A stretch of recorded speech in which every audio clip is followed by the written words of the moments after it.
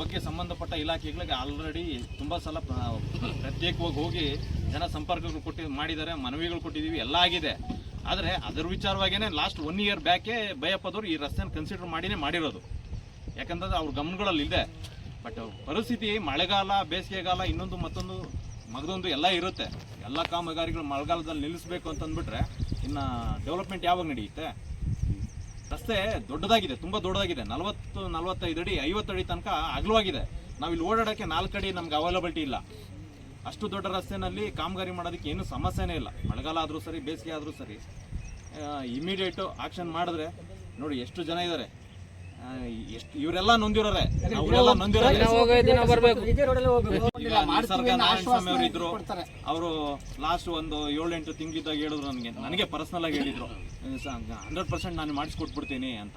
ಲಾಸ್ಟ್ಗೆ ಏನು ಮಾಡಿದ್ರು, ಇಲ್ಲ ಅನುದಾನ ಶಾರ್ಟೇಜ್ ಆಗಿದೆ, ಅಲ್ಲಿ ಯಾವುದೋ ತರ್ತಾ ಇದ್ದೀನಿ, ಇಲ್ಲಿ ಯಾವುದೋ ತರ್ತಿದ್ದೀನಿ, ಮಾಡ್ತೀನಿ ಅಂತಲೇ ಹೇಳ್ತೆ ಅವ್ರು ನಿಲ್ಲಿಸಿದ್ರು. ಅದಾದಮೇಲೆ KH ಮುನಿಯಪ್ಪ ಸಾಹೇಬ್ರಿಗೂ ಹೇಳಿದ್ವಿ. ಅವಾಗ ಅವರೇನಂದ್ರು, ಇಲ್ಲ ನಾನು ಯಾವುದೋ ಒಂದು ಅನುದಾನದಲ್ಲಿ ಹಾಕಿ ಇಮಿಡಿಯೇಟ್ ಮಾಡಿಸಿ ಕೊಡ್ತೀವಿ ಅಂದರು. ಅದ್ರ ಹೋರಾಟದ ಫಲವಾಗಿಯೇ ಆಲ್ಮೋಸ್ಟ್ ಅಲ್ಲಿ ಬೈಯಪ್ಪದಿಂದ ಸ್ಯಾಂಕ್ಷನ್ ಆಗಿದೆ. ಏನು ಬಿಡುಗಡೆ ಆಗಿರೋ ಹಣ ಇಮಿಡಿಯೇಟ್ ಕಾಮಗಾರಿ ಶುರು ಆದರೆ ಎಲ್ರಿಗೂ ಅನುಕೂಲ ಆಗುತ್ತೆ ಅಷ್ಟೇ. ಇನ್ನೇನು ಬೇರೆ ಉದ್ದೇಶಗಳಿಲ್ಲ. ನಮಗೆ ರಸ್ತೆ ಆಗಬೇಕು, ಜನ ಏನಿಲ್ಲ. ಎಲ್ಲೋ ಒಂದ್ ಕಡೆ ಇನ್ನೊಂದು ಇಷ್ಟು ಗಟ್ಟಿಯಾಗಿ ಯಾರು ಹೋಗಿ ಇವತ್ತು ನಾವು ಇಲ್ಲೆಲ್ಲ ನಿಂತಿದೀವಿ. ಈಗ ಯಾರು 5 ಜನ ಹೋಗ್ತಾರೆ, 10 ಜನ ಹೋಗ್ತಾರೆ, ಕೇಳ್ತಾರೆ. ಅವ್ರೇನಂದ್ರೆ ಆಯ್ತಪ್ಪ ಯಾರೋ ಬಂದಿದ್ದಾರೆ ನೋಡೋಣ ಹೋಗಿ ಅಂತ. ಇಷ್ಟು ಅವ್ಯವಸ್ಥೆ ಆಗಿದೆ ಅಂತ ಅವ್ರ ಗಮನದಲ್ಲೂ ಇದೆಯಾ ಇಲ್ವಾ ಗೊತ್ತಿಲ್ಲ. ಯಾಕಂದ್ರೆ ಅಧಿಕಾರಿಗಳು ಸರಿಯಾದ ರಿಪೋರ್ಟ್ಗಳು ಕೊಡಲ್ಲ.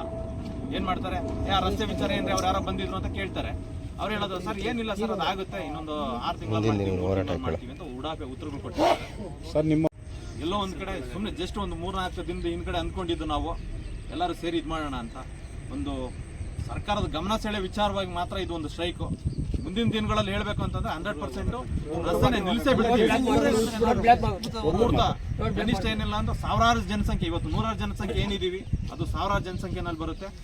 ಇವತ್ತು ಈ ರಸ್ತೆನಲ್ಲಿ ನಡೆಯೋದು DC ಅವ್ರ ಮನೆ ಮುಂದೆ, DC ಆಫೀಸ್ ಮನೆ ಮುಂದೆ ನಡೆಯುತ್ತೆ, ಮಿನಿಸ್ಟರ್ ಮನೆ ಮುಂದೆ ನಡೆಯುತ್ತೆ, ಏನು ನಮ್ಮ ತಾಲೂಕು ಆಫೀಸ್ ಮುಂದೆ ನಡೆಯುತ್ತೆ, ದೇವನಹಳ್ಳಿ ಟೌನಲ್ಲಿ ನಡೆಯುತ್ತೆ. ಅಂಗನವಾಡಿ ಮಗುವಿಂದ ಹಿಡಿದು ಈ ರಸ್ತೆ, ಅಂಗನವಾಡಿ ಮಗುವಿಂದ ಹಿಡಿದು ಏನು 85-90 ವರ್ಷದ ಆಸ್ಪತ್ರೆಗೆ ಹೋಗೋ ಅಜ್ಜಿ ಗುಜ್ಜಿ ತಾತ ಎಲ್ಲರಿಗೂ ಅವಶ್ಯಕತೆ ಇರೋ ರಸ್ತೆ ಇದು. ಹಂಗಾಗಿ ಹೆಣ್ಮಕ್ಳು ಗಂಡು ಮಕ್ಕಳು ನಮ್ಮ ಭೇದ ಭಾವ ಇಲ್ಲ.